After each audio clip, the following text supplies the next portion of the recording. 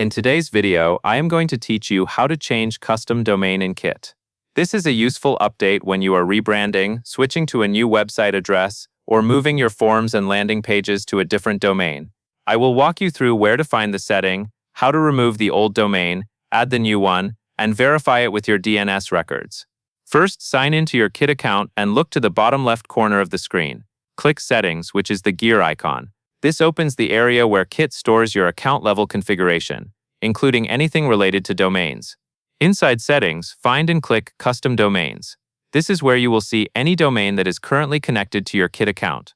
Locate your existing domain in the list, then click the trash icon, or the option that says Remove, next to that domain. Removing the domain first helps avoid conflicts and keeps the domain list clean, especially if you are replacing it with a new primary domain.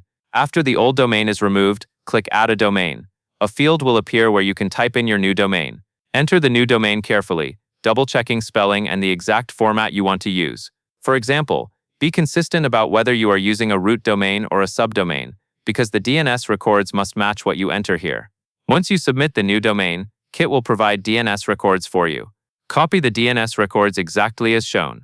These records tell your domain provider how to point your domain to Kit.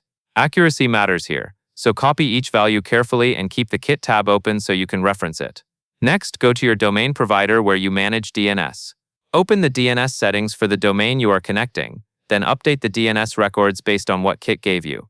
Make sure you place each record in the correct record type, such as CNAME or A record, and paste the values without extra spaces. After saving, give it a little time since DNS changes can take a while to propagate. Finally, return to Kit and click Verify. Kit will check your DNS settings and confirm when the domain is connected.